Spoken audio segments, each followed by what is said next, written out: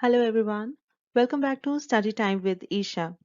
Transportation problem की series में आज हम डिस्कस करने वाले हैं एक और स्पेशल केस जो कि है डीजेनरेसी। तो अगर आप ये वीडियो ट्रांसपोर्टेशन प्रॉब्लम की ये पहली वीडियो देख रहे हैं तो उससे पहले आई वुड रिक्वेस्ट यू कि आप इससे पहले की जो सारी वीडियोस हैं वो एक बार ज़रूर गो थ्रू करें, क्योंकि ये टॉपिक डिस्कस करने से पहले आई एक्सपेक्ट कि आपको ट्रांसपोर्टेशन प्रॉब्लम के सभी बेसिक कॉन्सेप्ट्स क्लियर हैं कि इनिशियल फिजिबल सॉल्यूशन हम कैसे कैलकुलेट करते हैं, उसके जो 3 मेथड्स हैं, north west corner rule, least cost method and Vogel's approximation method, ये आपको पूरी तरह से क्लियर होने चाहिए। उसके बाद जब हम ऑप्टिमैलिटी चेक करते हैं using stepping stone method and MODI method, ये भी आपको क्लियर होने चाहिए। इसमें जितने भी स्टेप्स हैं, हम कब क्या कैसे कैलकुलेट करते हैं, वो सारी चीज़ें आपको क्लियर होनी चाहिए, क्योंकि इस वीडियो में हम इन्हीं में से कोई मेथड यूज करेंगे कैलकुलेशन के लिए, प्रॉब्लम सॉल्व करने के लिए, लेकिन उसमें हम अब ज़्यादा डिटेल में नहीं जाएंगे क्योंकि ये सब हम डिटेल में पहले डिस्कस कर चुके हैं। तो आज की वीडियो में हमारा ज़्यादा फोकस रहेगा डीजेनरेसी के कॉन्सेप्ट पर कि हम ये प्रॉब्लम कैसे सॉल्व करते हैं, और बाकी की कैलकुलेशंस हम फटाफट से करेंगे। तो प्लीज अगर आपको ये सारे कॉन्सेप्ट्स क्लियर नहीं हैं तो डीजेनरेसी पढ़ने से पहले प्लीज ये सारे मेथड्स और सारे स्टेप्स अच्छे से क्लियर कर लें। तो चलिए बढ़ते हैं अब आज के टॉपिक की तरफ। तो आज का टॉपिक है डीजेनरेसी। तो हमने ये जो टर्म है ये तो हमने पिछली वीडियोस में कई बार यूज की है, लेकिन हमने वो डिटेल में स्टडी नहीं की थी। तो हमने क्या डिस्कस किया है अभी तक कि हम डीजेनरेसी कब कहते हैं, जब हमारे पास जो भी सोल्यूशन मिलता है, चाहे वो इनिशियल सोल्यूशन है या फिर ऑप्टिमैलिटी चेक करने के बाद फाइनल सोल्यूशन है, तो जो हमारी डिस्ट्रीब्यूशन बनती है, पूरी ट्रांसपोर्टेशन के रूट्स जो बनते हैं, उसमें हम कहते हैं कि जितने सेल्स में हमने डिस्ट्रीब्यूशन की है, मतलब कि जो नंबर ऑफ ऑक्यूपाइड सेल्स हैं, ऑक्यूपाइड सेल्स वो होते हैं जहां पर हमने डिस्ट्रीब्यूशन की होती है, ठीक है, जो हमारे सोल्यूशन में आता है। तो नंबर ऑफ ऑक्यूपाइड सेल्स हम कहते हैं m प्लस n माइनस 1 के बराबर होना चाहिए, where m is number of rows, n is number of columns. तो कहने का मतलब ये है कि जितने नंबर ऑफ ऑक्यूपाइड सेल्स हैं वो इसके बराबर होने चाहिए, जो यूजुअली होते भी हैं। लेकिन कभी ऐसा हो सकता है that number of occupied cells number of occupied cells is less than m plus n minus 1। तो इस सिचुएशन को हम कहते हैं डीजेनरेसी, राइट? कि मतलब जो हमारे नंबर ऑफ ऑक्यूपाइड सेल्स हैं वो number of rose plus number of columns minus 1, मतलब इनके टोटल नंबर ऑफ रोज और कॉलम्स से एक नंबर कम, माइनस 1 इसीलिए लिखा है। तो अगर ये नंबर ऑफ ऑक्यूपाइड सेल्स कम है तो उस केस में हम कहते हैं it is a case of degeneracy, और the solution is degenerate। ठीक है, हम ये टर्म्स यूज करते हैं, और the solution is degenerate। ठीक है, तो हम जो टेक्निकली हम क्या टर्म्स यूज करते हैं, ये जो नंबर ऑफ ऑक्यूपाइड सेल्स होते हैं ये हमारे होते हैं बेसिक वेरिएबल्स, और जो एम्प्टी सेल्स होते हैं वो हमारे होते हैं, जितने भी एम्प्टी सेल्स हैं मतलब जिनमें डिस्ट्रीब्यूशन नहीं हुई है, वो हमारे नॉन बेसिक वेरिएबल्स होते हैं, नॉन बेसिक वेरिएबल्स। ठीक है, ये टर्म्स आपको क्लियर होनी चाहिए। तो इसीलिए जो हमारा इनिशियल सॉल्यूशन निकलना है हम उसे बेसिक फिजिबल सॉल्यूशन या इनिशियल बेसिक फिजिबल सॉल्यूशन बोलते हैं। ठीक है, क्योंकि वहां पर जितने ऑक्यूपाइड सेल्स होते हैं वो बेसिक वेरिएबल्स कहलाते हैं। तो हमारे पास जो बेसिक वेरिएबल्स हैं वो कितने आने चाहिए सॉल्व करने पर, m प्लस n माइनस 1 के बराबर, राइट? ओके, अब एक दो चीजें और हैं इसमें समझने वाली। देखिए, अब जो डीजेनरेसी है, degeneracy can happen in two ways, या फिर दो सिचुएशंस में डीजेनरेसी हो सकती है। वो क्या है? एक तो पहला, जब हम इनिशियल सॉल्यूशन कैलकुलेट करते हैं, ठीक है, हमने कोई भी मेथड लगाया, north west corner rule, least cost method या फिर वोगल्स अप्रॉक्सीमेशन मेथड। हमने जब वो सॉल्यूशन, इनिशियल सॉल्यूशन इन तीनों में से कोई भी मेथड लगा के जब निकलता है, हमें एक डिस्ट्रीब्यूशन मिलती है। तो उस स्टेज पर हम चेक करते हैं कि जो हमारा सोल्यूशन आया है वो कहीं डीजेनरेट तो नहीं है, ठीक है। और दूसरा डीजेनरेसी कब हो सकती है कि अगर हमारे पास टू और मोर सेल्स are vacated simultaneously कि जब हम क्लोज लूप में जब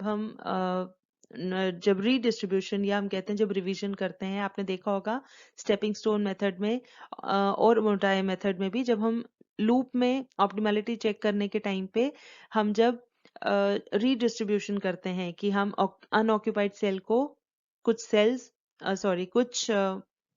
वैल्यूज वहां पर देते हैं या कुछ यूनिट्स वहां पर ट्रांसपोर्ट करते हैं, तो अगर एक साथ दो या दो से ज्यादा सेल खाली हो जाते हैं साइमल्टेनियस, ये जब हम क्वेश्चन सॉल्व करेंगे तब आपको अच्छे से क्लियर हो जाएगा। तो फिलहाल के लिए आप ये याद रखिए कि इन दो सिचुएशंस में हमारे पास डीजेनरेसी के चांसेस हो जाते हैं।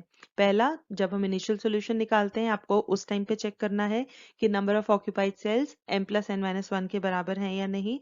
और दूसरा, डीजेनरेसी कब हो सकती है, जब आप कभी भी क्लोज पाथ में जब आप यूनिट्स अपने ट्रांसफर कर रहे हैं, तो दो या दो से ज्यादा सेल अगर वेकेट हो जाते हैं, खाली हो जाते हैं रीडिस्ट्रीब्यूशन के टाइम पे, तो उस केस में भी डीजेनरेसी हो सकती है, ठीक है। अब प्रॉब्लम क्या है डीजेनरेसी, मतलब हम क्यों कहते हैं कि हम डीजेनरेसी पढ़ ही क्यों रहे हैं, क्योंकि देयर इज सम प्रॉब्लम, ठीक है।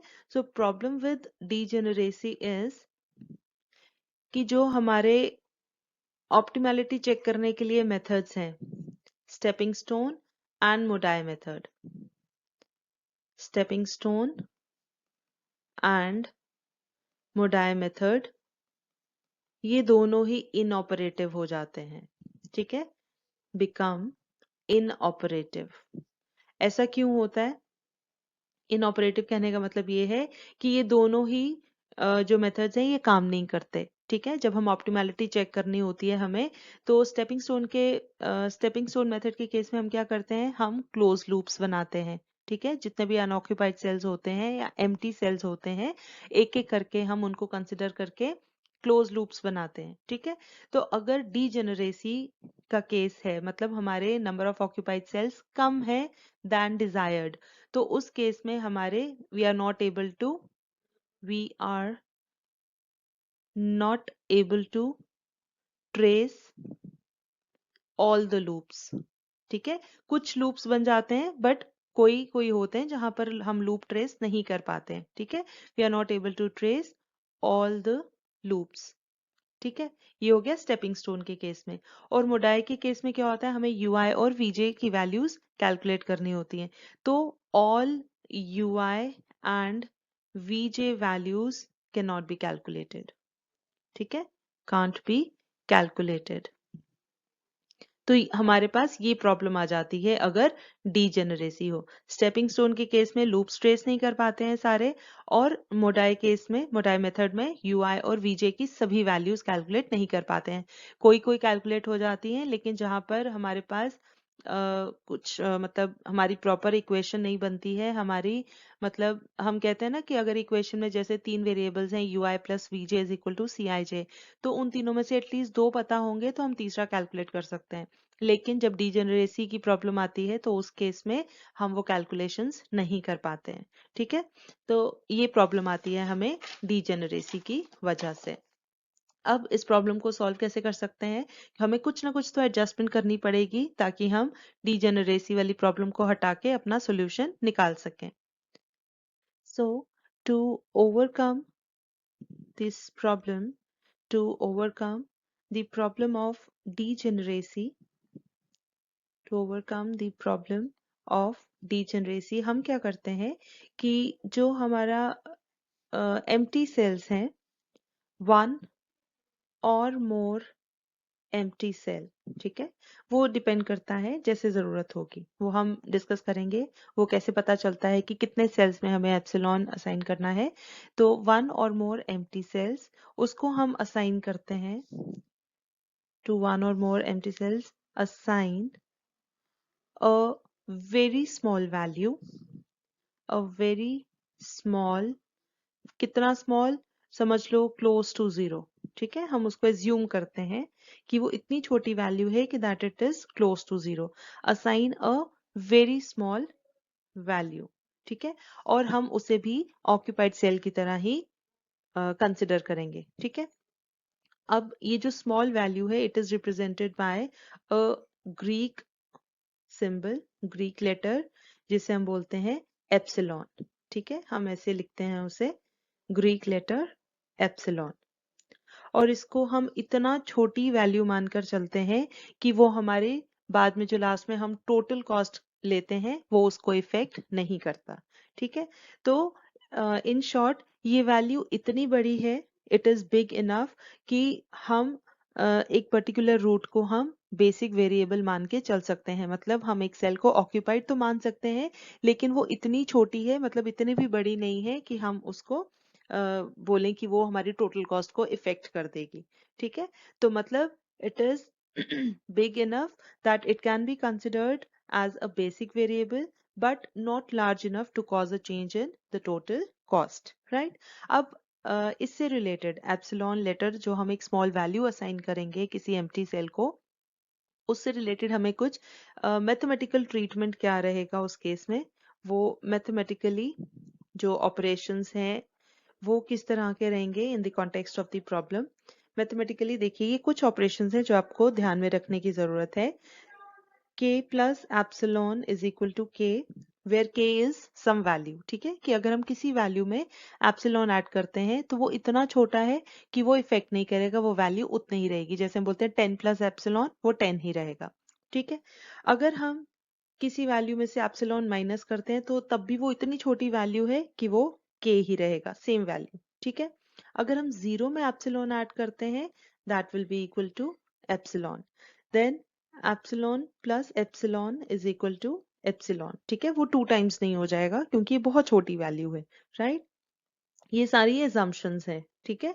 तो एप्सिलॉन माइनस एप्सिलॉन अगर हम ये माइनस कर देंगे तो जीरो, और अगर हम किसी वैल्यू को एप्सिलॉन से मल्टीप्लाई करेंगे क्योंकि वो नियर टू जीरो हम मान के चल रहे हैं, तो जीरो से किसी को भी मल्टीप्लाई करो तो जीरो हो जाता है, ठीक है।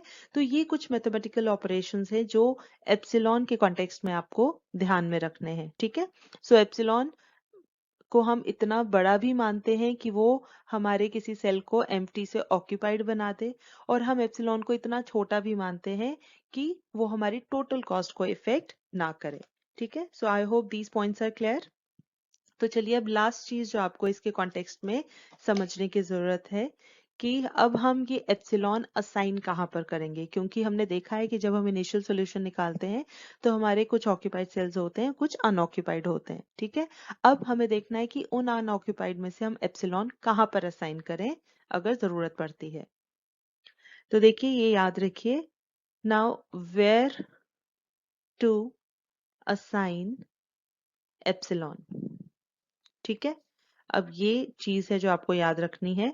तो कहां पर असाइन करनी है, assign epsilon to an independent, ये टर्म बहुत इंपॉर्टेंट है, इंडिपेंडेंट एम्प्टी सेल। देखिए एम्प्टी तो होना ही चाहिए, ठीक है, खाली सेल पे ही हम एप्सिलॉन असाइन करेंगे, लेकिन एम्प्टी होने के साथ साथ इट शुड बी इंडिपेंडेंट, ठीक है। और इंडिपेंडेंट का क्या मतलब है, from where no loop can be traced, ठीक है। तो हम जैसे बोलते हैं ना कि जब भी हमें लूप बनाना है तो हमें किस तरीके से बनाना होता है, हम एक अनऑक्यूपाइड सेल लेते हैं, फिर वहां से क्लॉकवाइज डायरेक्शन में मूव करते हैं हर एक ऑक्यूपाइड सेल में, ठीक है, और वो पूरा लूप क्लोज करते हैं और उसमें हमारे इवन नंबर ऑफ सेल्स होने चाहिए, ठीक है। अब एक ऐसा एम्प्टी सेल जहां से कोई लूप ट्रेस नहीं हो पा रहा है, ठीक है, उसे हम बोलते हैं इंडिपेंडेंट एम्प्टी सेल, ठीक है। तो आपको ये चीज याद रखनी है कि हमें इंडिपेंडेंट एम्प्टी सेल जहां से कोई लूप ट्रेस नहीं हो सकता, हमें वहां पर असाइन करना है एप्सिलॉन, ठीक है। अब कई बार हो सकता है कि हमारे पास व्हेन वी हैव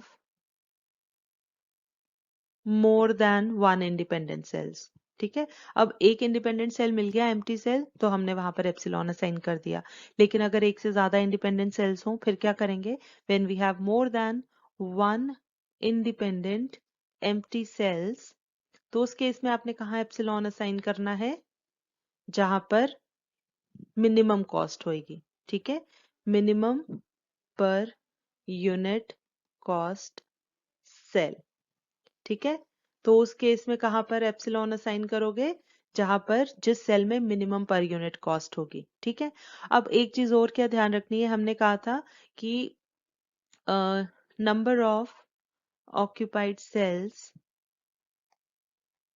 किसके बराबर होने चाहिए, m+n-1 के बराबर। ठीक है, अब सपोज हमारा जो नंबर ऑफ ऑक्यूपाइड सेल्स हैं वो आते हैं से 5।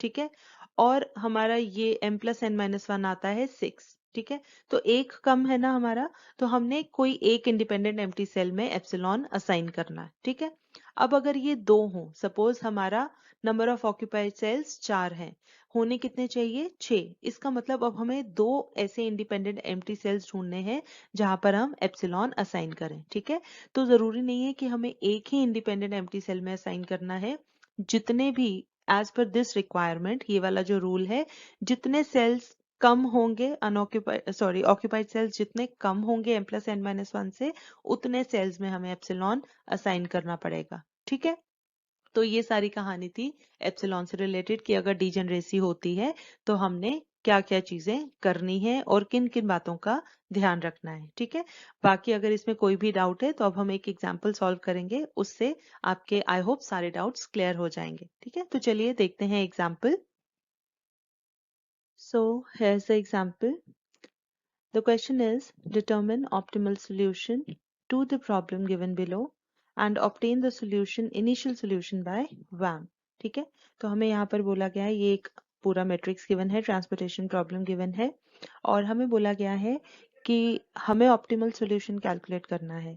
सो ऑप्टिमल सॉल्यूशन कैलकुलेट करने का मतलब है कि हमें एक तो लीस्ट ट्रांसपोर्टेशन कॉस्ट कैलकुलेट करनी है, और हमें देखना है कि कौन से रूट्स पर हम ट्रांसपोर्ट करेंगे, which are the best routes available.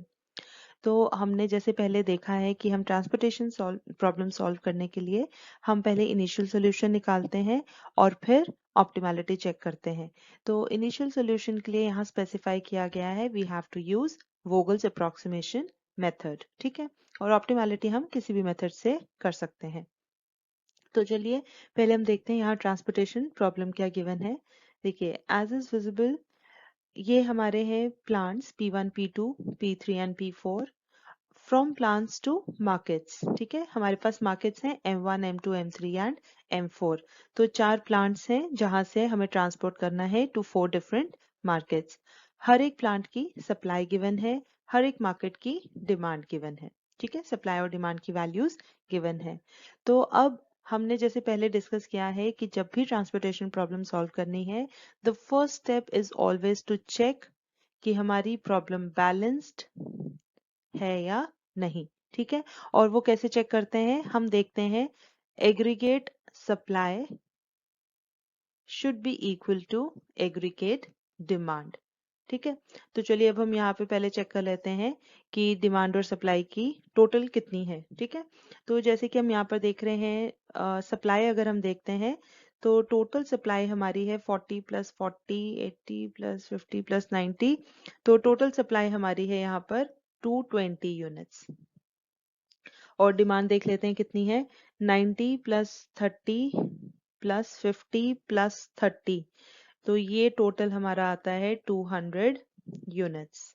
ठीक है, तो अब ये हमारे यहाँ पर बराबर नहीं है, सप्लाई और डिमांड का टोटल बराबर नहीं है, इसका मतलब therefore the problem is unbalanced, the problem is not balanced. और हमने कहा था कि अगर अनबैलेंस्ड प्रॉब्लम है, ये हमने पिछली वीडियो में ये स्पेशल केसेस में पढ़ा था कि अगर हमारी ट्रांसपोर्टेशन प्रॉब्लम अनबैलेंस्ड है तो हम उसको कैसे बैलेंस करते हैं कि एक डमी रो या डमी कॉलम ऐड करके। ठीक है, तो यहाँ पर क्योंकि हमारी डिमांड कम है और सप्लाई ज्यादा है, तो जो एक्स्ट्रा सप्लाई है उसके लिए हम एक्स्ट्रा मार्केट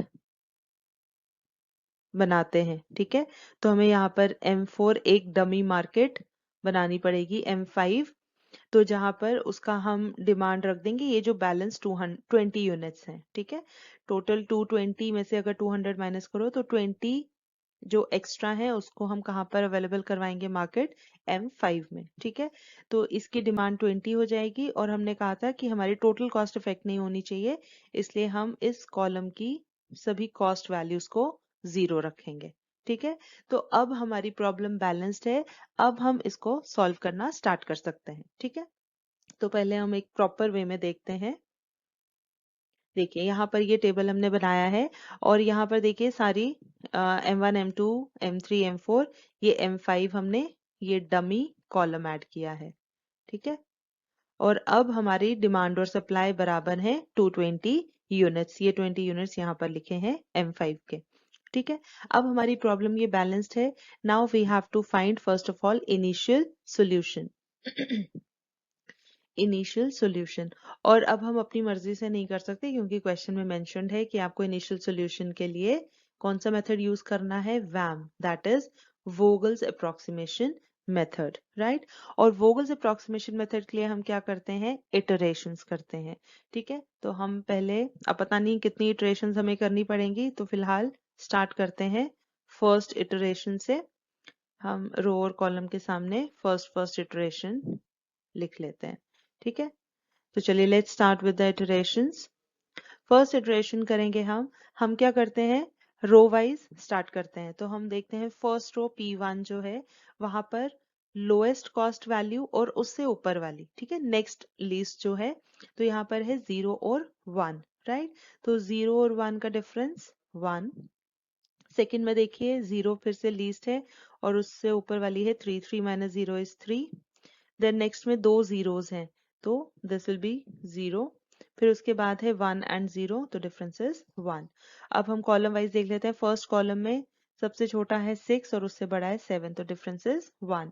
उसके बाद नेक्स्ट में 1 एंड 1 0, देन 9 एंड 0 9, उसके बाद 3 एंड 1 2। ठीक है, ये हमने डिफरेंसेस ले लिए। फिर नेक्स्ट स्टेप क्या होता है कि इन सभी डिफरेंसेस में से हाईएस्ट वाला हम कंसिडर करते हैं, तो हाईएस्ट यहाँ पर है 9। ठीक है, अब इस कॉलम के कॉरेस्पॉन्डिंग हम देखेंगे लीस्ट कॉस्ट कहाँ पर है, ये 0, और यहाँ पर अब हम डिस्ट्रीब्यूट करेंगे इस रूट पर। तो डिस्ट्रीब्यूट करने के लिए हम कंपेयर करते हैं सप्लाई एंड डिमांड। तो देखिए यहाँ पर सप्लाई भी 50 यूनिट्स है, डिमांड भी 50 यूनिट्स है, तो हम ये 50 यूनिट्स यहाँ पर दे देंगे और ये हमारे सप्लाई भी एग्जॉस्ट, डिमांड भी फुलफिल हो गई। तो इसका मतलब हमारी ये रो और कॉलम दोनों कट जाएंगे, क्योंकि इस कॉलम में हम फर्दर 50 नहीं दे सकते, इस रो से भी हम फर्दर 50 नहीं दे सकते। ठीक है, चलिए अब बढ़ते हैं हम सेकेंड इटरेशन की तरफ। तो सेकेंड इटरेशन में अगेन टेक द डिफरेंसेस। तो डिफरेंसेस अगर हम लेते हैं, अगेन 1 एंड 0 का डिफरेंस 1, देन 3 एंड 0 3, इस रो में कुछ नहीं आएगा क्योंकि ये कट चुकी है। उसके बाद 1 एंड 0 1, और यहाँ से देखते हैं सेकेंड इटरेशन कॉलम वाइज। तो फर्स्ट कॉलम में अगेन 7 एंड 6 का डिफरेंस है 1, देन 4 एंड 1 3, उसके बाद ये कॉलम कट चुका है तो कुछ नहीं आएगा, और फिर 3 माइनस 1 2। ठीक है, अब इन डिफरेंसेस में से हाईएस्ट देखिए हमारे पास अब 2 3 हैं। ठीक है, रो वाइज भी है, कॉलम वाइज भी है। तो अब हम देखते हैं हम कहाँ पर सप्लाई करें। हम यूजुअली कहाँ पर सप्लाई करते हैं, देयर इज अ टाई, तो जहां पर लीस्ट कॉस्ट होगी हम वहां पर असाइन करते हैं। तो अगर हम रो के कॉरेस्पॉन्डिंग देखें तो ये 0 कॉस्ट है, और अगर कॉलम वाइज देखें तो 1 है। तो अब हम कहाँ पर असाइन करेंगे, लीस्ट कॉस्ट कहाँ पर है, वो 0 वाली, मतलब रो के कॉरेस्पॉन्डिंग। ठीक है, तो हम यहाँ पर असाइन करते हैं कंपेयर डिमांड एंड सप्लाई, यहाँ 20 और 40, तो हम 20 असाइन करेंगे। ये 20 खत्म हो गया, इधर 40 में से we are left with 20 units. ठीक है, चलिए अब बढ़ते हैं हम थर्ड इटरेशन की तरफ। थर्ड इटरेशन, सॉरी ये थोड़ी लाइन टेढ़ी मेढ़ी हो गई है, आप लोग स्केल यूज कीजिएगा। तो यहाँ पर थर्ड इटरेशन के लिए अगेन, अच्छा हमने ये कॉलम तो काटा ही नहीं, ये सेकेंड इटरेशन के बाद देखिए ये कॉलम की डिमांड फुलफिल हो गई है ना, तो हमें इसको साथ साथ कट भी करना है। ओके, चलिए अब करते हैं थर्ड इटरेशन। तो अब हमारे पास लीस्ट कॉस्ट कौन सी है, 1 एंड 4, डिफरेंस इज 3। फिर सेकंड में 6 एंड 3 3, उसके बाद इस रो में कुछ नहीं आएगा, और यहाँ पर 6 एंड 1 5। चलिए अब कॉलम वाइज देखते हैं, 7 and 6 again, difference is 1, then 4 and 1 3, इसमें कुछ नहीं आएगा। फिर उसके बाद 3 एंड 1, 3 माइनस 1 इज 2। ठीक है। अब यहाँ पर हाईएस्ट हम लोकेट करते हैं, हाईएस्ट डिफरेंस है ये 5। अब इस रो के कॉरेस्पॉन्डिंग लीस्ट कॉस्ट कहाँ पर है 1, और यहाँ साइन करेंगे compare demand and supply. Demand है 30, सप्लाई है 90, तो ये 30 यूनिट्स यहाँ पर दे देंगे। ठीक है, ये 30 खत्म हो गए तो मतलब ये कॉलम फुलफिल हो गया, ये काट देंगे, और 90 में से 30 गया, we are left with 60 units, right. चलिए अब बढ़ते हैं हम फोर्थ इटरेशन। जब तक ये सारी डिस्ट्रीब्यूशन नहीं हो जाएगी हमें इटरेशंस करते रहना है। चलिए फोर्थ इटरेशन, 6 - 1 नाउ 5, उसके बाद अब 20 और 3 है 17, देन इधर कुछ नहीं आएगा, और यहाँ पर 7 और 6 का डिफरेंस 1। अब कॉलम वाइज भी देख लें fourth iteration, column wise again 7 and 6 1, इस कॉलम में कुछ नहीं आएगा, ये कट चुका है, नेक्स्ट भी कट चुका है, नेक्स्ट में 3 - 1 इज 2। अब इनमें से हाईएस्ट डिफरेंस इज 17, और इसके कॉरेस्पॉन्डिंग लीस्ट कॉस्ट कौन सी रो, सॉरी सेकेंड रो में कहाँ पर है, ये 3। तो हम यहाँ पर देखेंगे डिमांड एंड सप्लाई। अब देखिए सप्लाई 20 यूनिट्स, डिमांड 30, तो जितना सप्लाई अवेलेबल है वही दे सकते हैं। 20 यूनिट्स ये खत्म, ये वाली रो खत्म, ठीक है। और यहाँ पर हमारे 30 में से 20 गए, तो we are left with 10 units. अभी भी डिस्ट्रीब्यूशन कंप्लीट नहीं हो सकती। चलिए अब हम करते हैं फिर, अब फिफ्थ इटरेशन की तरफ बढ़ते हैं। फिफ्थ इटरेशन, अब देखिए फर्स्ट रो में 6 - 1 5, सेकंड में कुछ नहीं आएगा, थर्ड में कुछ नहीं आएगा, फोर्थ में 1, और यहाँ से भी देखते हैं फिफ्थ इटरेशन। फिफ्थ इटरेशन देखिए 7 - 6 1, सेकंड में कुछ नहीं, थर्ड में कुछ नहीं, फोर्थ में 6 - 1 इज 5, ठीक है। सॉरी यहाँ पर हमारा हर बार ये रह ही गया है, 092, यहाँ 0 था, सॉरी, ये आप एक बार चेक कर लीजिएगा, ये फिफ्थ कॉलम हमसे छूट गया है हर बार। तो चलिए लकीली यहाँ पर डिफरेंस 0 था, तो इसलिए हमारे इसमें आंसर में कोई फर्क नहीं पड़ेगा, थैंक गॉड। लेकिन आप ये एग्जाम में मिस्टेक ना करें, बहुत केयरफुली सभी वैल्यूज चेक करें। तो जब ये 0 हो गया तो यहीं पर नेक्स्ट में भी ये 0 ही था, थर्ड में ये कट गया था, ठीक है, कॉलम, तो इसीलिए यहाँ पर फिर कोई और वैल्यूज नहीं है। चलिए अब फिफ्थ इटरेशन हो गई है, अब हमें देखना है कि हम कहाँ पर असाइन कर सकते हैं। तो अगर हम रो वाइज देखें, रो वाइज अगर देखेंगे तो ये 1 है, 1 में हम इसके कॉरेस्पॉन्डिंग 10 और 40, 10 डिमांड है, 40 की सप्लाई है, तो हम 10 यूनिट्स दे सकते हैं। और अगर हम ये वाला 5 देखें, कॉलम वाला, तो इसमें हम कहाँ पर अगेन हम इतने ही दे सकते हैं, ठीक है। तो हम कोई भी एक चूज कर सकते हैं, राइट। तो चलिए अब रो वाला ही कर लेते हैं, वो हम कर चुके हैं असाइनमेंट, तो हम रो वाइज ही कर लेते हैं। तो ये असाइनमेंट हमने कर दी है 110, तो ये 10 भी एग्जॉस्ट हो गया, और ये 40 में से कितना रह गया, 40 में से हमारे पास रह गया 30, ठीक है। तो अब देखिए हमारा ये वाली रो कैंसिल, नहीं रो नहीं, ये कॉलम कैंसिल हो गया क्योंकि ये 10 यूनिट्स यहाँ से चले गए, ठीक है। अब देखिए, अब क्योंकि ये 5 में से 4 कॉलम्स चले गए हैं, तो लास्ट कॉलम में हम डायरेक्ट असाइनमेंट्स भी कर सकते हैं, ठीक है। तो अब देखिए हमारे पास ये दो ही सेल्स हैं, फर्स्ट कॉलम में 6 एंड 7, तो पहले जो कम वाली कॉस्ट है वहां साइन करते हैं। 30 और 90 कंपेयर कीजिए सप्लाई डिमांड, तो ये 30 खत्म हो जाएगा, हम यहाँ दे देते हैं 30, और ये रह गए यहाँ पर 60, और ये देखिए लास्ट सेल में 60 ही है, 60 डिमांड 60 सप्लाई, ठीक है। तो ये खत्म हो गया, तो ये हमारी सारी डिस्ट्रीब्यूशन हो गई, ठीक है। तो अब हमें और इटरेशंस करने की जरूरत नहीं है। तो this is the initial solution obtained by VAM, right. तो अब यहाँ पर हम इनिशियल सॉल्यूशन के बाद कैलकुलेट करते हैं, सॉरी ऑप्टिमैलिटी चेक करते हैं। लेकिन ऑप्टिमैलिटी चेक करने से पहले हम क्या चीज देखते हैं कि यहाँ पर जो नंबर ऑफ ऑक्यूपाइड सेल्स हैं वो m+n-1 के बराबर है या नहीं, मतलब वी चेक फॉर डीजेनरेसी, क्योंकि अगर डीजेनरेसी होगी तो हमारी ऑप्टिमैलिटी चेक नहीं हो पाएगी किसी भी मेथड से, राइट। तो पहले हम इसको टेबल को थोड़ा ढंग से लिखते हैं, साफ सुथरा देखते हैं। चलिए ये हमने यहाँ पर बनाया है टेबल जो भी हमारी डिस्ट्रीब्यूशन आई है वो डिस्ट्रीब्यूशन हमने यहाँ मेंशन की है। तो चलिए पहले अब हम चेक करते हैं डीजेनरेसी के लिए। तो यहाँ पर देखिए number of occupied cells is equal to कितने हैं 1 2 3 4 5 6 7 और m प्लस n माइनस 1 कितना है यहाँ पर देखिए हमारे पास रोज हैं 4 कॉलम्स हैं 5 तो ये होना चाहिए 4 प्लस 5 9 माइनस 1 8 अब ये बराबर नहीं है ठीक है तो since number of occupied cells is not equal to m plus n minus 1 therefore this is a case of degeneracy। इससे पहले हमने जितने भी क्वेश्चंस पुरानी वीडियोस में किए हैं उन सब में डीजेनरेसी का केस नहीं बना था। हमारे नंबर ऑफ ऑक्यूपाइड सेल्स हर बार m प्लस n माइनस 1 के बराबर आए ठीक है। तो अब यहाँ पर क्योंकि ये डीजेनरेसी का केस बन गया है तो हमने कहा था ये हम कैसे सॉल्व करते हैं प्रॉब्लम हम एप्सिलॉन ऐड करते हैं ठीक है और एप्सिलॉन हम देते हैं किसी एम्प्टी सेल में लेकिन सिर्फ एम्प्टी नहीं वो इंडिपेंडेंट भी होना चाहिए ठीक है।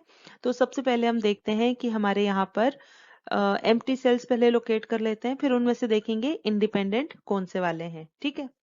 तो चलिए सबसे पहले हम लिखते हैं हमारे एम्प्टी सेल्स कौन से हैं एम्प्टी सेल्स एम्प्टी सेल्स कौन से हो गए अनऑक्यूपाइड ठीक है।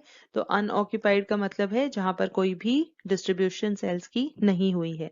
तो वो कौन कौन से सेल्स हैं पहले हम देख लेते हैं फर्स्ट रो में वी हैव P1 M2 और P1 M3 P1 M5 ठीक है ये 3 है।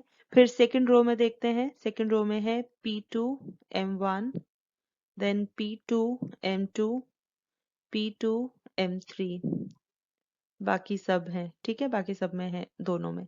अब हम थर्ड रो में देखते हैं we have P3 M1 P3 M2 P3 M4 P3 M5 ठीक है। उसके बाद हम देखते हैं लास्ट में फोर्थ में P4 M1 M2 तो भरे हुए हैं M3 फिर है P4 M4 P4 M5 देखिए कितनी लंबी लिस्ट है ये सारे हमारे एम्प्टी सेल्स हैं। अब हमने देखना है इनमें से इंडिपेंडेंट कौन से हैं ठीक है। तो इंडिपेंडेंट एम्प्टी सेल्स हमने लोकेट करने हैं इंडिपेंडेंट एम्प्टी सेल्स। इंडिपेंडेंट कौन से हुए जहां पर loop can not B traced ठीक है loop can not be traced. तो अब हमें हर एक एम्प्टी सेल को एक एक करके चेक करना पड़ेगा कि वहां से लूप बनता है या नहीं ठीक है। देखिए अब सबसे पहले देखो P1 M2 अब साथ साथ आप चेक करते जाइए ठीक है क्योंकि यहाँ पर अब मैं बहुत सारे लूप्स नहीं बनाऊंगी क्योंकि उससे बहुत कंफ्यूजन हो जाएगा। तो आप साथ साथ चेक करते जाइए P1 M2 अगर हम ये वाला सेल देखते हैं तो यहाँ से देखिए लूप ट्रेस हो सकता है या नहीं। चलिए यहाँ से देखिए नीचे आइए ये वाला सेल है चलिए एक दो आपको करके दिखाई देते हैं ठीक है। ये देखिए इस तरह से लूप ट्रेस हो रहा है इसका मतलब this is not an independent cell ठीक है। उसके बाद चलिए अब हम दूसरा देखते हैं P1 M3 P1 M3 से देखिए अब आप भी साथ साथ चेक कर सकते हैं क्योंकि आपको पता है कि लूप कैसे ट्रेस करना है। तो आप चेक कर सकते हैं कि P1 M3 से लूप बनता है या नहीं। देखिए P1 M3 यहाँ से अगर हम M4 की तरफ जाते हैं फिर नीचे आते हैं उसके बाद फिर ना नीचे और कोई ऑक्यूपाइड सेल है और ना ही हॉरिजॉन्टली कोई ऑक्यूपाइड सेल है।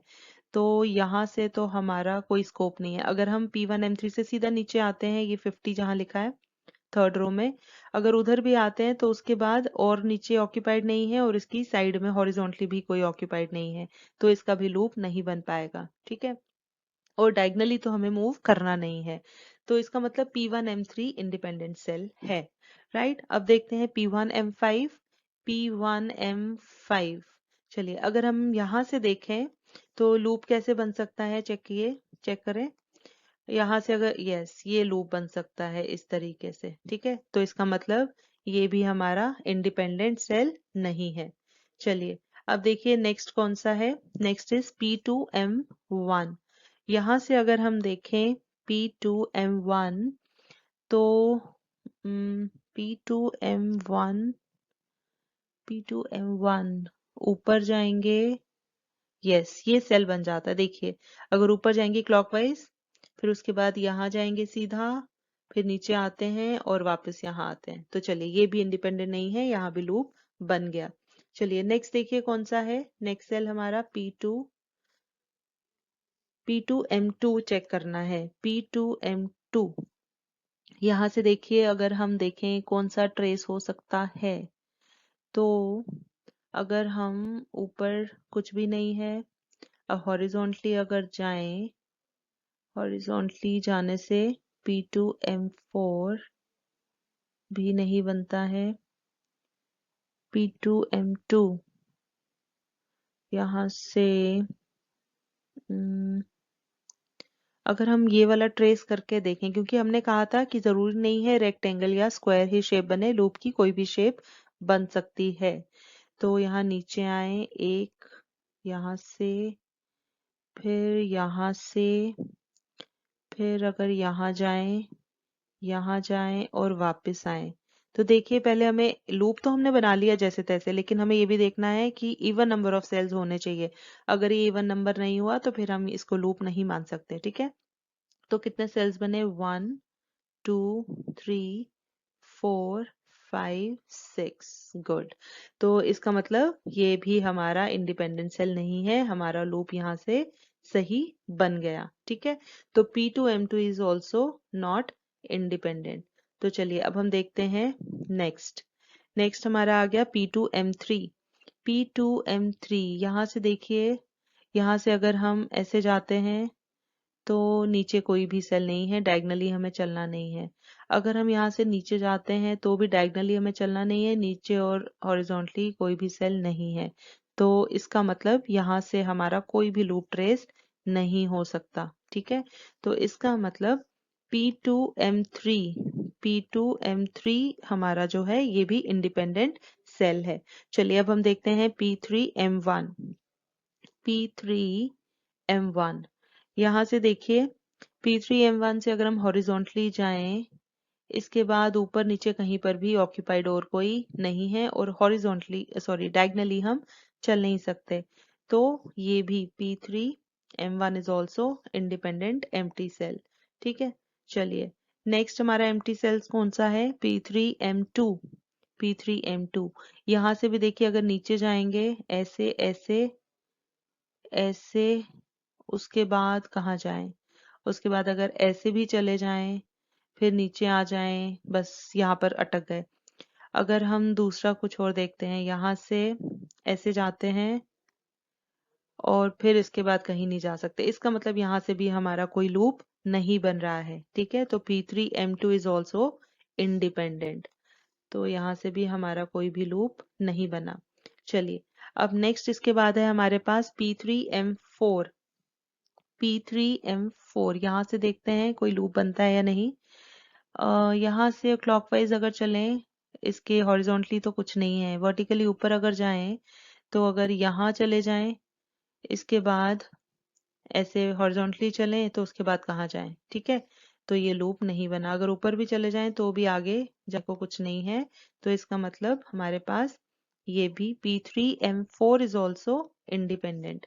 चलिए उसके बाद देखते हैं P3M5। P3M5, यहाँ से अगर हम देखेंगे तो नीचे कुछ भी नहीं है, कोई ऑक्यूपाइड सेल नहीं है। ठीक है, और by chance anti clockwise try करें भी तो भी ऊपर जाके ऐसे मुड़ेंगे, उसके बाद कहाँ जाएंगे? ये तो अनऑक्यूपाइड है, तो इसका मतलब यहाँ से भी हमारा लूप नहीं बनेगा।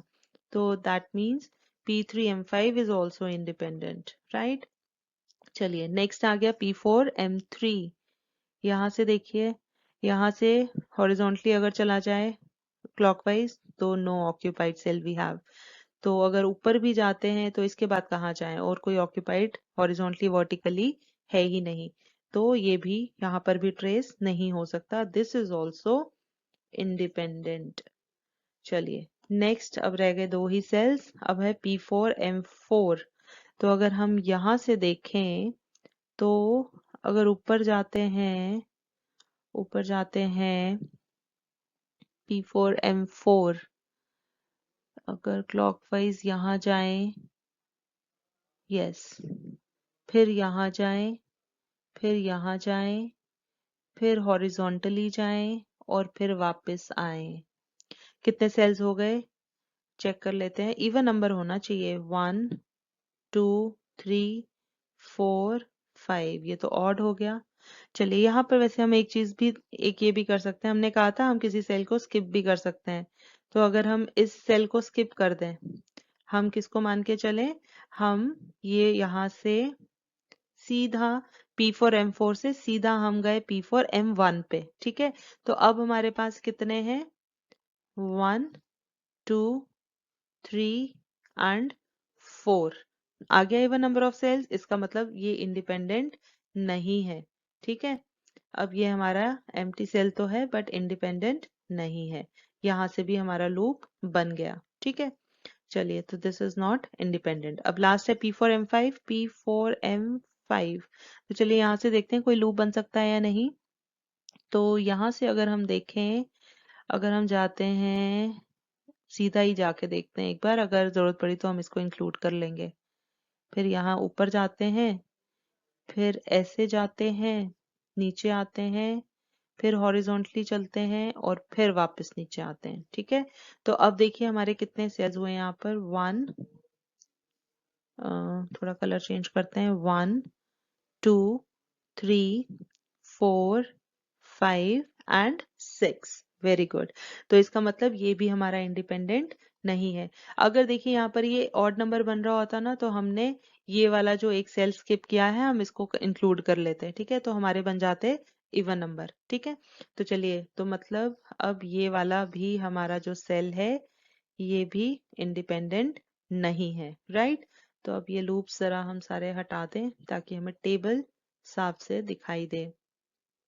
तो अब हमने क्या लोकेट किया, हमारे पहले, सबसे पहले हमने एम्प्टी सेल्स लोकेट किए। एम्प्टी सेल्स के बाद हमने देखा उन एम्प्टी सेल्स में से इंडिपेंडेंट कौन से वाले हैं, ठीक है।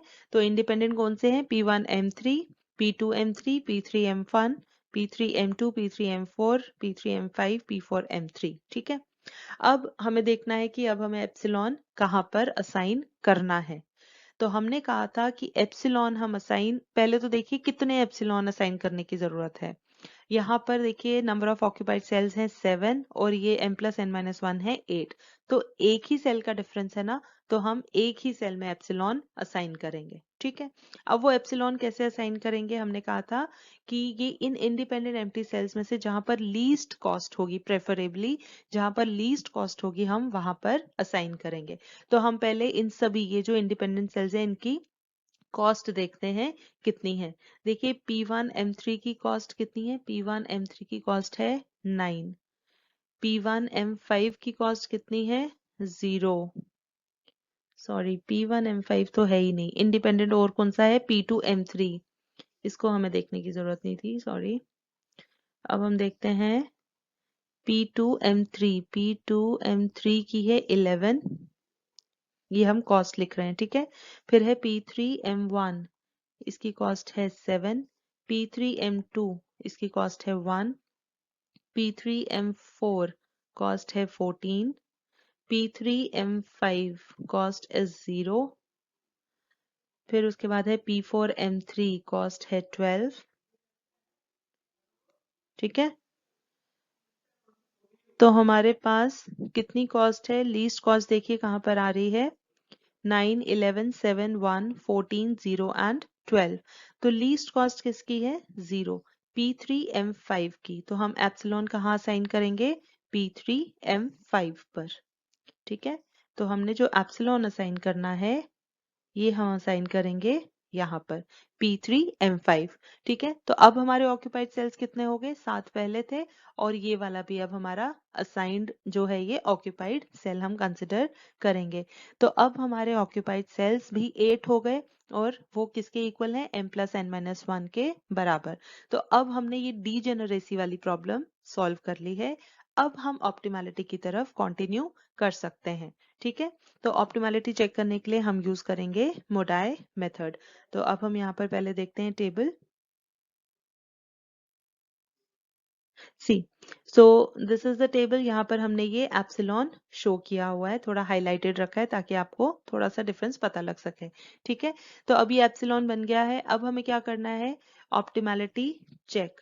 तो ऑप्टिमैलिटी चेक के लिए हम यूज करेंगे, फॉर ऑप्टिमैलिटी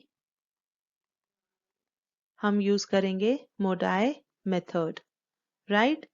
मोडाई मेथड, और मोडाई मेथड के लिए हम कहाँ से स्टार्ट करते हैं, we calculate U I and VJs using this equation for occupied cells।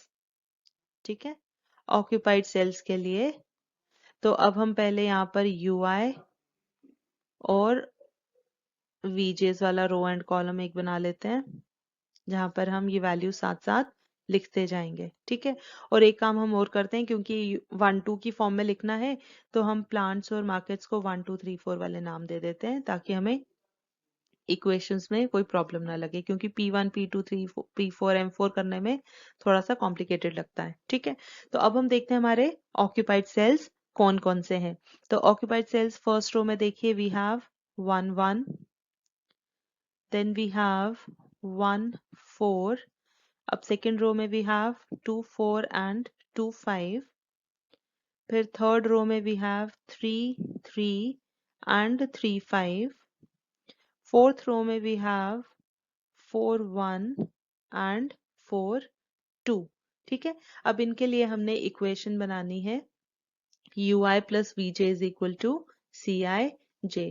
तो इक्वेशन हम लिखते हैं, 1 1 है तो u1 plus v1 is equal to c11, u1 plus v4 c14, u2 plus v4 is equal to c24, u2 plus v5 is equal to c25, u3 plus v3 is equal to c33, u3 plus v5 is equal to c35, u4 plus v1 is equal to c41, u4 plus v2 is equal to c42।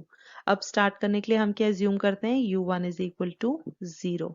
ठीक है, सो u1 is 0 plus v1 is equal to c11, cost कितनी है 6, तो this implies v1 is equal to 6। तो हम ये लिख लेते हैं, v1 आया है 6। ठीक है, उसके बाद u1 भी लिख लिया हमने। चलिए नेक्स्ट इक्वेशन की तरफ चलते हैं, u1 एंड v4। तो u1 तो 0 है, plus v4 is equal to c14, cost कितनी है 1 4 में 1, तो v4 इज इक्वल टू 1। ठीक है, v4 1 2 3 4, v4 लिख लेते हैं हम 1। आइए नेक्स्ट इक्वेशन में, अब u2 हमारे पास नहीं है, v4 हमने कैलकुलेट किया है, तो u2 प्लस v4 है 1 इज इक्वल टू c24, 2 4 में कॉस्ट है 3, so u2 is equal to 3 minus 1 2, u2 is 2, right. चलिए नेक्स्ट इक्वेशन, u2 हमने कैलकुलेट किया है, 2 plus v5 is equal to c25, c25 is 0, तो v5 कितना हो जाएगा -2, v5 है हमारा -2। चलिए नेक्स्ट u3 एंड v3 दोनों ही नहीं है हमारे पास, u3 एंड नेक्स्ट इक्वेशन में देखते हैं, u3 प्लस v5 हमने कैलकुलेट किया है -2 इज इक्वल टू c35, 35 में कॉस्ट है 0, तो ये हो जाएगा u3 इज इक्वल टू 2। ठीक है, यहाँ -2 था, उधर जाके 2, तो u3 हमने कैलकुलेट किया 2, राइट।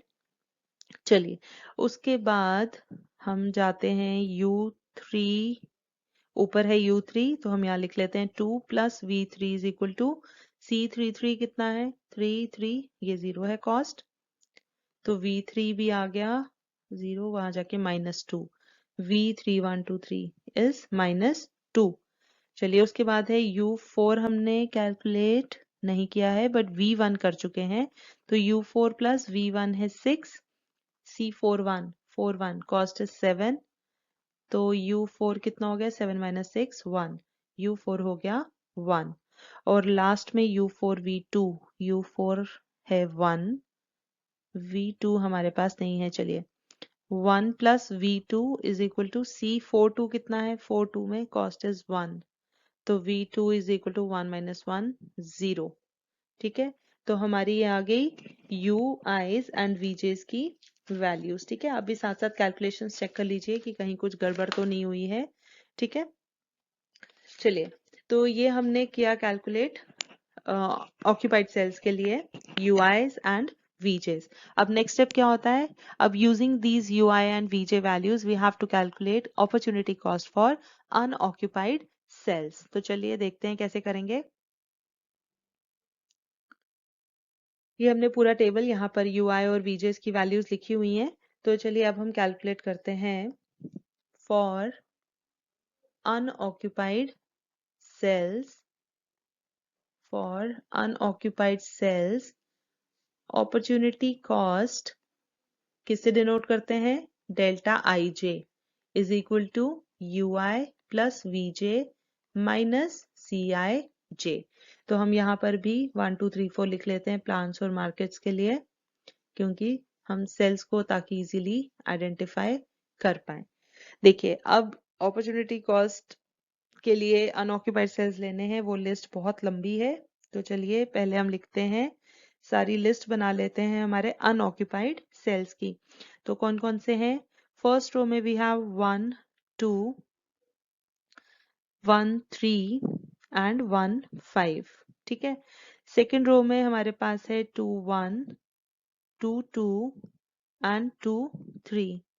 थर्ड रो में वी हैव 3 1 3 2 एंड 3 4। और फोर्थ वाला हम यहाँ लिख लेते हैं 4 3 4 4 एंड 4 5। ठीक है, तो चलिए अब इनके लिए हम सॉल्व करते हैं, कैलकुलेट करते हैं अपॉर्चुनिटी कॉस्ट। तो पहले में डेल्टा 1 2 सेल है ना, delta 1 2 is equal to U1 plus V2 minus C12। फिर delta 1 3 is equal to U1 plus V3 minus C13. Then delta 15 is equal to U1 plus V5 minus C15. Then delta 21 is equal to U2 plus V1 minus C21. Then delta 22 is equal to U2 plus V2 minus C22. Delta 23 is equal to U2 plus V3 minus C23. Delta 31 is equal to U3 plus V1 minus C31. Delta 32, आप भी साथ साथ calculate करते जाइए और कहीं पर अगर कोई मिस्टेक हो रही है तो उसे करेक्ट कर लीजिए और मुझे भी कमेंट सेक्शन में साथ ही बता दीजिएगा। U3 plus V2 minus C32 and delta 34 is equal to U3 plus V4 minus C34। चलिए यहाँ पर देखते हैं, delta 43 is equal to U4 plus V3 minus C43। Delta 44 is equal to U4 plus V4 minus C44। and delta 45 is equal to U4 plus V5 minus C45। चलिए, ये सब लिखने के बाद देखिए, कोशिश करनी चाहिए कि पहले सारी इक्वेशंस लिख लो, क्योंकि बाद में 1 2 3 4 करना बहुत टफ हो जाता है। तो एक बार इक्वेशन सारी लिख लीजिए और उसके बाद वैल्यूज पुट कीजिए और कैलकुलेट कीजिए। ठीक है, चलिए, U1 है 0, V2 है 0 माइनस C12 कितना है, कॉस्ट 1 2 में 4, this is equal to minus 4। दूसरे में देखिए U1 है 0, V3 कितना है -2, तो प्लस माइनस -2 ही लिख लेते हैं, एंड माइनस 1 3 की कॉस्ट कितनी है 9, तो ये हो गया -9 10 11। थर्ड में देखिए U1 है 0, V5 कितना है 1 2 3 4 5 -2, तो -2 ही लिख लेते हैं, प्लस माइनस माइनस होता है, माइनस C15 कितना है 1 5 की कॉस्ट भी है 0, ये हो गया -2। अब नेक्स्ट में U2 कितना है 2, V1 है 6 प्लस 6 माइनस C21 कितना है, 21 में कॉस्ट इज 20, तो ये हो गया 6 7 8, 8 माइनस 20 कितना हुआ, 12, सॉरी माइनस 12, ठीक है। चलिए नेक्स्ट में आ गया U2 है 2, V2 है 0 माइनस C22 कितना है, 22 की कॉस्ट है 6, तो 2 माइनस 6 माइनस 4। चलिए नेक्स्ट आ गया आपका 2 3, U2 है 2, V3 है माइनस 2 और C23 कितना है, 2 3 11, 2 माइनस 2 0 माइनस 11। चलिए नेक्स्ट U3 है हमारे पास 2, V1 है 6 प्लस 6 माइनस C31, 3 1 इसकी है 7, तो 6 7 8, 8 माइनस 7 1। नेक्स्ट 3 2, U3 है हमारा 2, V2 है 0 और C32 कितना है 1, ये आ गया 2 माइनस 1 1, U3 2, V2 है 0 और C32 कितना था, C32 यस 1, 2 माइनस 1 1। चलिए फिर नेक्स्ट आ गया U3 है 2, V4 है 1, C34 3 4 14 माइनस 14, तो 2 प्लस 1 3 माइनस 14 इज माइनस 11। चलिए नेक्स्ट U4 है 1, V3 है माइनस 2, तो चलिए इसको माइनस 2 ही लिख लेते हैं, प्लस माइनस माइनस होता है, माइनस 2 माइनस C4 3 है 12, तो 1 minus 2 minus 1 minus 12 13 14, 14 minus 1 13 minus 13। उसके बाद नेक्स्ट में आ गया U4 है 1, V4 है 1, C4 4 है 6, 1 प्लस 1 2 माइनस 6 माइनस 4। और फिर लास्ट में आ गया U4 है 1, V5 है माइनस 2, C4 5 है 0, तो ये हो गया 1 माइनस 2 माइनस 1। तो देखिए अब हमारे पास कितनी वैल्यूज हो गई। अब यहाँ पर अगर हम देखेंगे कि तो सारी की सारी हमारी नेगेटिव वैल्यूज हैं एक्सेप्ट 2, सिर्फ ऐसी हमारी 2 हैं जहां पर अपॉर्चुनिटी कॉस्ट हमारी कितनी है, पॉजिटिव है। वो कहाँ कहाँ पर है, 3 1 पे और 3 2 पे, है ना। बाकी सब नेगेटिव है। तो अगर एक भी पॉजिटिव आ रही है तो हमें क्या करने की जरूरत है, we have to revise our solution. ठीक है, तो रिवाइज करने के लिए हम क्या करते हैं, हम उसी सेल से, उस अनऑक्यूपाइड सेल से हम अपना सेल सॉरी लूप ट्रेस करते हैं और देखते हैं रीडिस्ट्रीब्यूशन किस तरीके से हो सकती है। ठीक है, तो चलिए अगर हम देखते हैं, चलिए सेल 3 1 कंसिडर कीजिए और वहां से देखते हैं हम लूप कैसे ट्रेस कर सकते हैं। सेल 3 1 से अगर हम चलें तो यहाँ से अगर ऊपर जाएंगे, क्लॉकवाइज चलना है ना, फिर यहाँ से हॉरिजॉन्टली अगर हम जाएंगे, उसके बाद हम नीचे आ जाते हैं, फिर उसके बाद यहाँ जाते हैं हॉरिजॉन्टली, उसके बाद हम आ जाते हैं यहाँ पर। उसके बाद देखिए अब हमें चलना है, हम यहाँ जहाँ 3 3 है सेल जहाँ 0 कॉस्ट है, हम ये भी इंक्लूड कर सकते हैं या फिर डायरेक्टली हम वापस यहाँ पर आ सकते हैं। ठीक है, तो अब इंक्लूड करना है या नहीं, उसके लिए हम कंडीशन क्या चेक करेंगे, हमारे अभी नंबर ऑफ सेल्स कितने बन रहे हैं, इवन बन रहे हैं या नहीं। ठीक है, तो अगर हम देखें हमारे पास यहाँ से स्टार्ट करो, वी हैव 1 2 3 4 5 एंड 6, बन गए ना 6 इवन नंबर।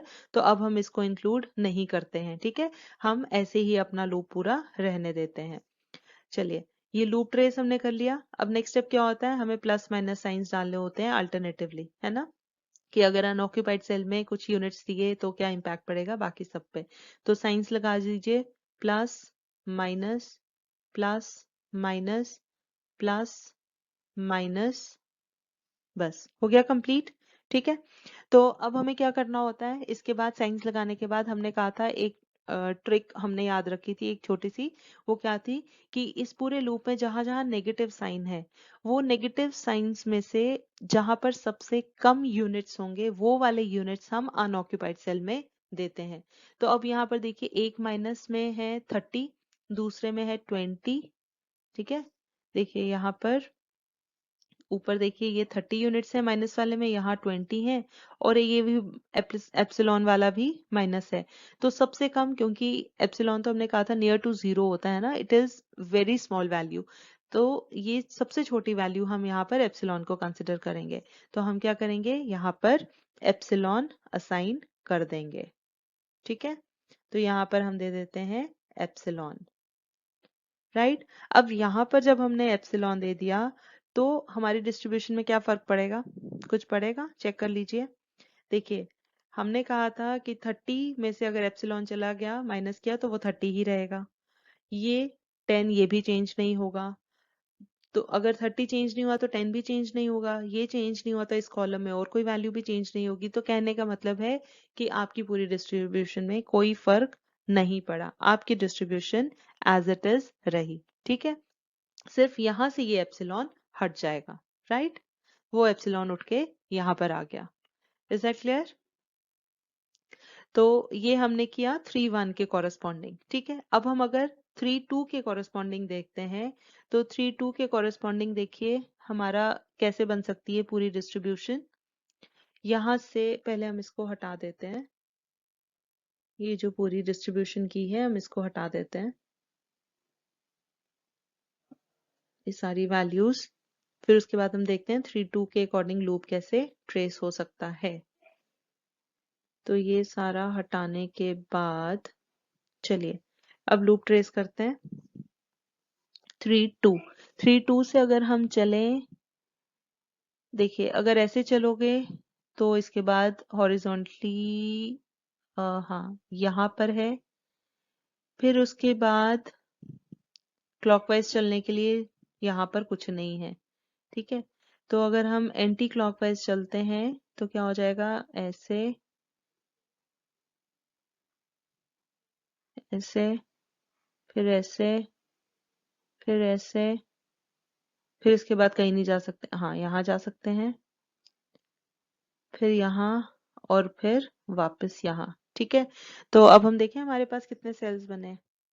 हमने स्टार्ट किया था यहाँ से 1 2 3 4 5 6 7 8, इवन नंबर ऑफ सेल्स, ठीक है। तो ऐसे हम लूप बना सकते हैं, ठीक है। तो हमने शुरू में कहा था हमेशा क्लॉकवाइज चलना है, क्योंकि that is a general pattern. अगर कभी नहीं बनता है तो आप चलिए एंटी क्लॉकवाइज की तरफ, ठीक है। तो ये करने पर क्या होगा, अब हमने फिर से प्लस माइनस साइंस लगाने हैं, प्लस माइनस दीजिए, plus, then minus, plus, minus, plus, minus, और हमें फिर से क्या करना है, इन माइनस साइंस में से जो सबसे कम वैल्यू है वो हमने इस सेल पर दे देनी है, ठीक है। तो ये एप्सिलॉन ही सबसे छोटा है, हट जाएगा और ये अनऑक्यूपाइड सेल में आ जाएगा, ठीक है। तो अनऑक्यूपाइड सेल एप्सिलॉन आ गया, तो इससे भी क्या हुआ, हमारी बाकी की कोई भी डिस्ट्रीब्यूशन, हमारा एप्सिलॉन उठ के यहाँ पर आ गया, बाकी की डिस्ट्रीब्यूशन एज इट इज है। तो यहाँ पर एप्सिलॉन का काम सिर्फ कि ताकि हमारे नंबर ऑफ ऑक्यूपाइड सेल्स किसके बराबर रहे, हमारे इसको m+n-1 के बराबर, ठीक है। तो हमारी डिस्ट्रीब्यूशन यही रही। तो अब हम क्या करेंगे, ये जो नई डिस्ट्रीब्यूशन हमारी बनी है, सपोज हम पहले वाला ले लेते हैं, ठीक है। तो 3-1 वाला कंसिडर कर लेते हैं। तो उसके अकॉर्डिंग हम देखते हैं, फिर से एक बार रिवाइज करेंगे और ऑप्टिमैलिटी चेक करेंगे, ठीक है। और फिर देखेंगे कि अभी भी हमारा सोल्यूशन ऑप्टिमल हुआ या नहीं, ठीक है। तो चलिए फिर से हम पहले हम थोड़ा सा टेबल साफ तरीके से देख लेते हैं, उसके बाद हम फर्दर ऑप्टिमैलिटी चेक करते हैं। See, so this is the table, यहाँ पर हमने ये एप्सिलॉन शो किया हुआ है, थोड़ा हाईलाइटेड रखा है ताकि आपको थोड़ा सा डिफरेंस पता लग सके, ठीक है। तो अब ये एप्सिलॉन बन गया है, अब हमें क्या करना है, ऑप्टिमैलिटी चेक। तो ऑप्टिमैलिटी चेक के लिए हम यूज करेंगे, फॉर ऑप्टिमैलिटी हम यूज करेंगे मोडाई मेथड, राइट। मोडाई मेथड। और मोडाई मेथड के लिए हम कहाँ से स्टार्ट करते हैं? We calculate UI and VJs using this equation for occupied sales.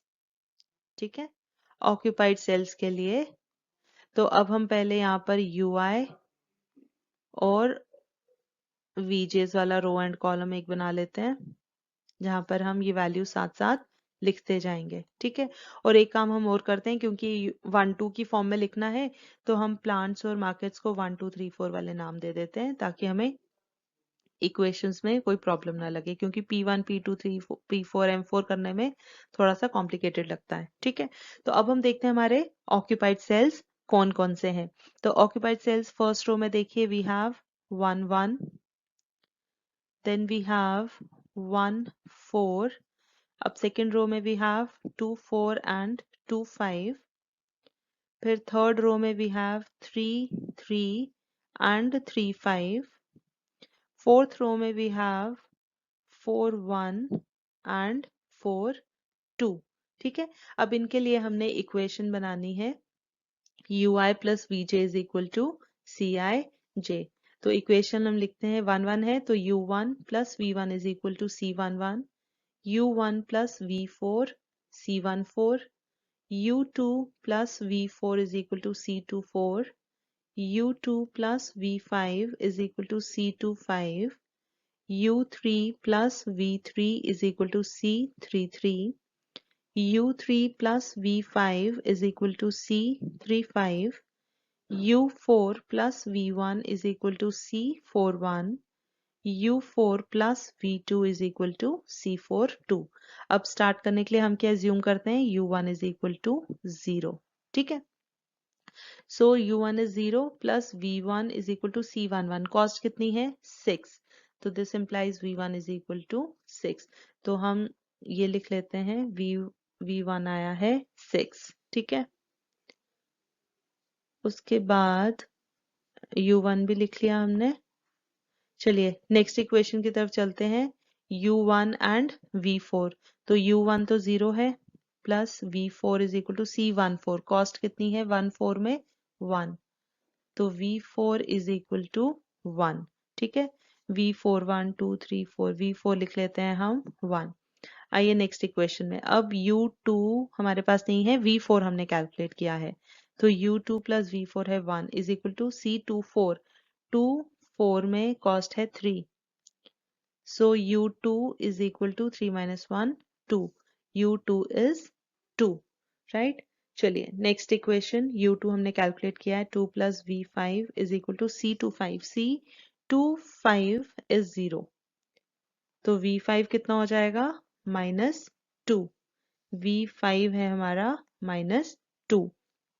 चलिए नेक्स्ट U3 एंड V3 दोनों ही नहीं है हमारे पास।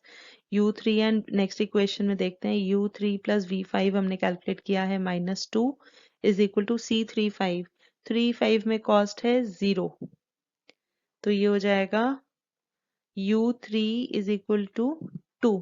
ठीक है, यहाँ -2 था, उधर जाके 2, तो U3 हमने कैलकुलेट किया 2, राइट।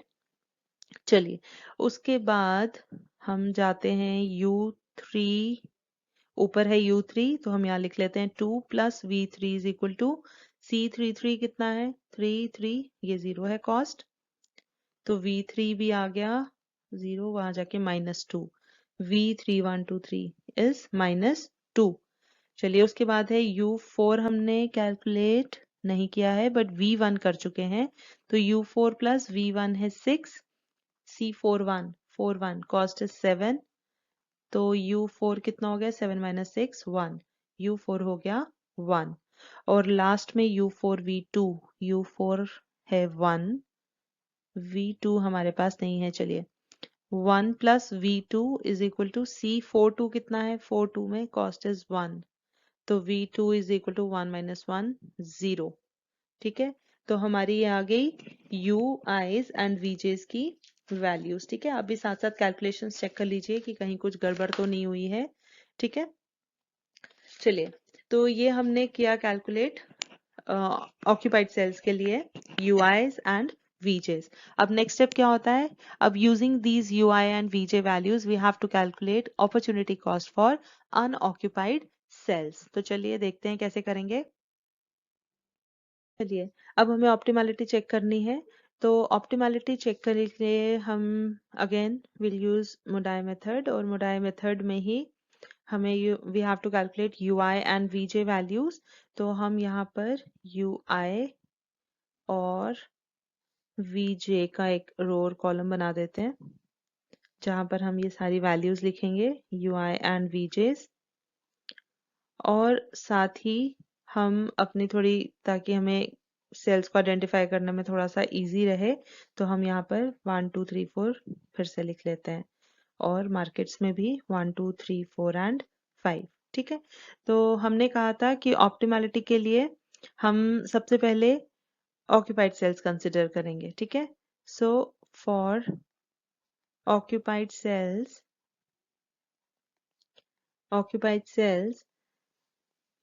हम इक्वेशन लिख लेते हैं UI plus VJ is equal to CIJ.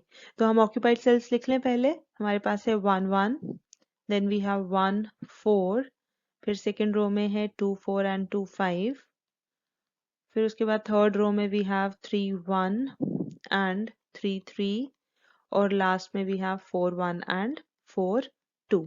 ठीक है. तो चलिए इनके लिए हम कैलकुलेट करते हैं. U1 plus V1 is equal to C11, U1 plus V4 is equal to C14, U2 plus V4 is equal to C24, U2 plus V5 is equal to C25, U3 plus V1 is equal to C31, U3 plus V3 is equal to C33, U4 plus V1 is equal to C41, U4 plus V2 is equal to C42. ठीक है. तो चलिए हमने यहाँ पर assume करना है U1 equal to 0. तो 0 plus V1 is equal to C11 कितना है 6. तो V1 इज इक्वल टू 6. तो U1 0 लिख लो और V1 हम 6 लिख लेते हैं. उसके बाद U1 फिर से 0 plus V4 is equal to C141. तो V4 is equal to 1 1 2 3 4, V4 is equal to 1. ठीक है. उसके बाद U2 प्लस V4 हमने भी कैलकुलेट किया. C24 कितना है 2 4 इज 3. तो U2 इज इक्वल टू -2. ठीक है. U2 हमारा आ गया -2. Sorry, 3 minus 1 is 2. Sorry, this is not -2, this is 2. चलिए उसके बाद है U2 आ गया 2 plus V5 is equal to C25 is 0. तो V5 इज इक्वल टू -2. ठीक है. तो V5 आ गया -2. उसके बाद है U3 और V1 हमारे पास है. तो U3 प्लस V1 है 6, C31 है 7. तो U3 आ गया 7 minus 6 1. राइट. चलिए U3 है 1 plus V3 is equal to C33 कितना है 33 की कॉस्ट है 0. तो V3 इज इक्वल टू -1. ठीक है. V3 आ गया -1. उसके बाद U4 हमने भी कैलकुलेट नहीं किया है, बट V1 हमारे पास है, तो हम ये इक्वेशन में लिख सकते हैं U4 plus 6 is equal to C41 is 7. तो U4 is equal to 7 minus 6 1. और फिर लास्ट में U4 है 1, V2 is equal to C42 कितना है 1. तो V2 इज इक्वल टू 0. ठीक है. तो ये हमारे पास आ गई सारी UIs एंड VJs की वैल्यूज. तो इसके बाद अब हम लास्ट में कैलकुलेट करते हैं opportunity cost for unoccupied cells. तो पहले हम ये टेबल थोड़ा ठीक से लिखते हैं. देखिए यहाँ पर हमने सारी UI एंड VJs की वैल्यूज लिख ली हैं. तो now will calculate for unoccupied cells. ये बहुत सारे हैं. अनऑक्यूपाइड सेल्स अपॉर्चुनिटी कॉस्ट किससे रिप्रेजेंट करते हैं delta IJ is equal to UI plus VJ is equal to, sorry ये लास्ट टाइम भी एक बार गड़बड़ हो चुकी है. ui plus vj minus cij। ठीक है, तो हमारे पास पहले हम यहाँ पर 1 2 3 4 फिर से लिख देते हैं, 1 2 3 4 एंड 5। तो चलिए let's start.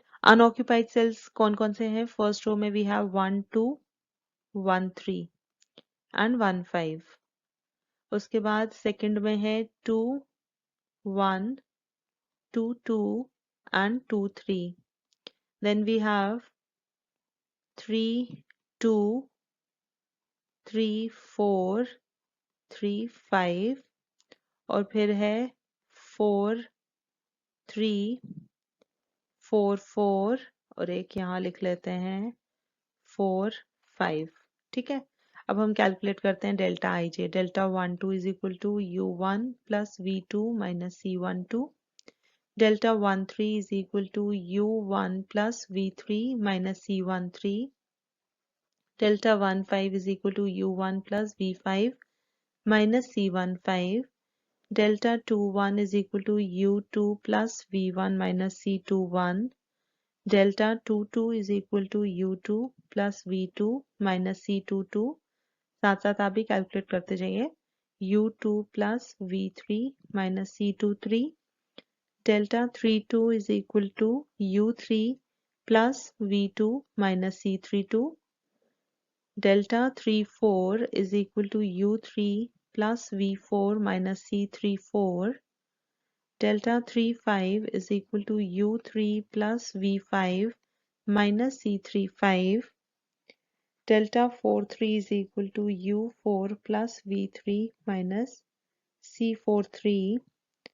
Delta 4 4 is equal to u4 plus v4 minus c44। और यहाँ ये एक है delta 4 5 is equal to u4 plus v5 minus c45। तो चलिए अब हम कैलकुलेशन स्टार्ट करते हैं। u1 है 0, v2 0 minus c12 1 2 is 4 minus 4। u1 है 0, v3 है माइनस 1 माइनस c13 कितना है 9, ये आ गया माइनस 10। उसके बाद u1 है 0, v5 है माइनस 2 माइनस c15 है 0, ये आ गया माइनस 2। उसके बाद है u2 is 2, v1 is 6 minus c21 है 20। तो ये हो गया 6 और 8, 8 माइनस 20 is माइनस 12। उसके बाद है u2 2 प्लस v2 है 0 माइनस c22 c22 है 6 तो 2 माइनस 6 माइनस 4। u2 2 v3 है माइनस 1 माइनस c23 है 11। 2 minus 1 1 1 minus 11 is minus 10।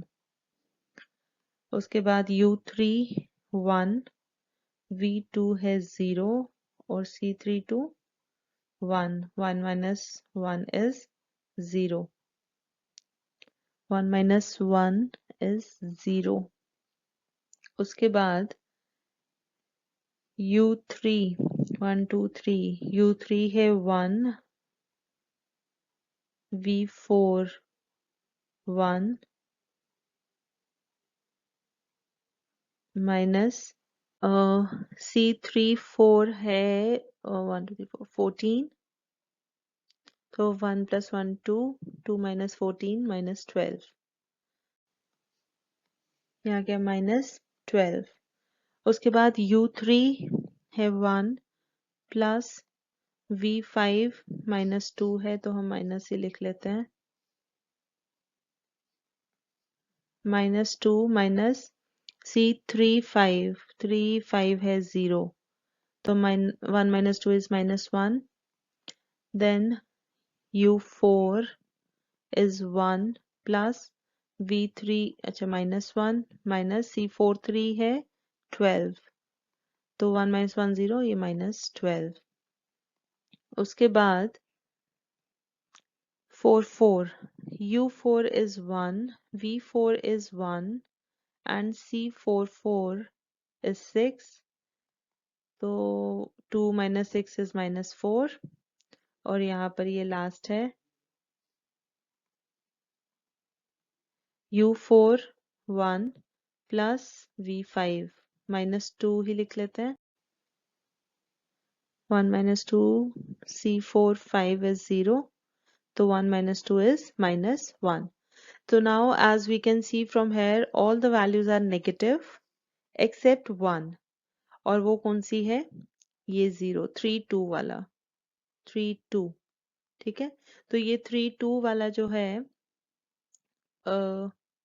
Sorry this one, यहाँ पर अपॉर्चुनिटी कॉस्ट 0 आई है। इसका मतलब हमने लास्ट टाइम डिस्कस किया था लास्ट वीडियो में the case of unique versus multiple solutions.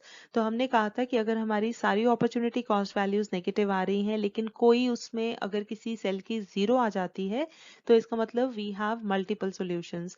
तो मतलब हम उस सेल के कॉरेस्पॉन्डिंग अगर नई डिस्ट्रीब्यूशन करेंगे तो हमें तो भी उस केस में भी हमें जो टोटल कॉस्ट मिलेगी वो सेम मिलेगी, ठीक है।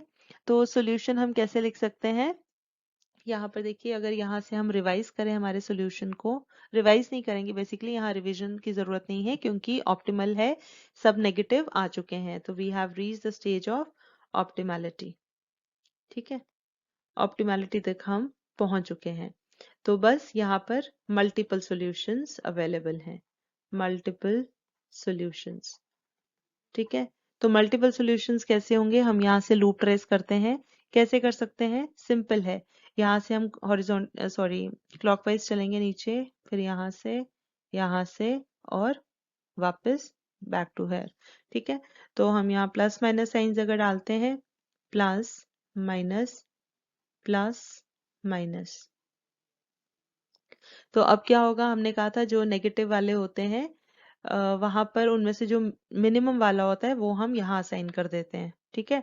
तो अगर हम यहाँ से एप्सिलॉन हटाकर यहाँ एप्सिलॉन दे देते हैं तो क्या होगा, अब क्योंकि epsilon is a very small value तो हमारा ये 30 60 वाली वैल्यूज में कोई चेंज नहीं आएगा, इस लूप में ये एज इट इज रहेगा, ठीक है। तो इसका मतलब हमें वैसे भी लास्ट में जब हमने टोटल कॉस्ट कैलकुलेट करनी है तो एप्सिलॉन से वैल्यू में कोई फर्क नहीं पड़ेगा, ठीक है। तो इसीलिए हम क्या करेंगे, सिंपली हमारा यही हमारा फाइनल सॉल्यूशन रहेगा, ठीक है।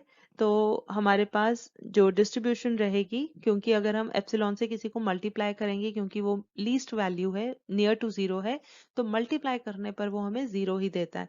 तो अगर हम एक डिस्ट्रीब्यूशन में 7 इंटू एप्सिलॉन लिखेंगे ये वाले सेल को कंसिडर करके तो ये भी जीरो हो जाएगा, 1 इंटू एप्सिलॉन करेंगे तो ये तब भी जीरो हो जाएगा, ठीक है।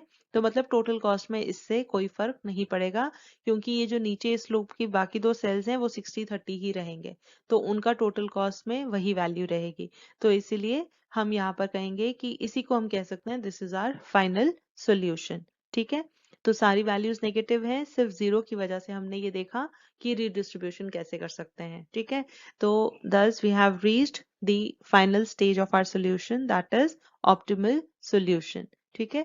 तो हमारी यहाँ पर एक बार टोटल कॉस्ट कैलकुलेट कर लेते हैं, यहीं पर कर लेते हैं, यहाँ पर ये रिमूव कर देते हैं।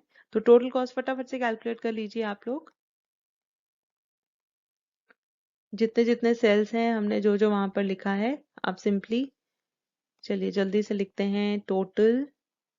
Cost total cost is equal to, चलिए पहला है 6 into 30 plus 1 into 10 plus 3 into 20 plus 0 into 20 plus जो हमने पहले लिया था वही ले लेते हैं 7 into epsilon plus 0 into 50 plus 7 into 60 plus 1 into 30। तो आप लोग इसको टोटल करके चेक कर लीजिए, आपका आंसर आएगा 700 रुपीज, राइट। तो जब हमने इनिशियल सोल्यूशन कैलकुलेट किया था आप वहां पर चेक कर लीजिएगा वहां टोटल कॉस्ट कितनी थी और हमारे फाइनल सोल्यूशन में टोटल कॉस्ट कितनी आई है, ठीक है। तो आप चेक करिएगा, दोनों जगह कंपेयर कीजिए, ये आपकी फाइनल कॉस्ट है, this is the least transportation cost possible, ठीक है। So with this I hope all the steps in this case are clear. बाकी के तो मेथड्स हमने पहले पढ़े हुए थे, बट डीजेनरेसी में हमें क्या चीज करनी है, I hope you all are clear with that. So with this I take you leave. तो बट जाने से पहले, अगर आपको ये वीडियो पसंद आई हो, अगर आपको ये हेल्पफुल लगी हो, तो प्लीज़ इसे लाइक ज़रूर करें। और बाकी की वीडियोस भी अगर आपने देखी हैं और आप चाहते हैं कि हम ऐसी ही वीडियोस लेकर आपके सामने आते रहें, तो प्लीज़ इस चैनल को सपोर्ट करें। और जो भी वीडियोस आपको पसंद आ रही हैं तो उन्हें लाइक ज़रूर करें। और अगर आपकी कोई भी क्वेरीज हैं, सजेशंस हैं, फीडबैक है, कुछ भी अगर आपको हमसे शेयर करना है तो आप कमेंट सेक्शन यूज़ कर सकते हैं। और आप अपने जानने वालों के साथ प्लीज़ इसे ज़्यादा से ज़्यादा शेयर करें। और हाँ, अगर आपने अभी तक इस चैनल को सब्सक्राइब नहीं किया है तो प्लीज़ इसे सब्सक्राइब ज़रूर करें। हम जल्दी हाजिर होंगे एक और स्पेशल केस के साथ। तब तक के लिए टेक केयर, बाय बाय।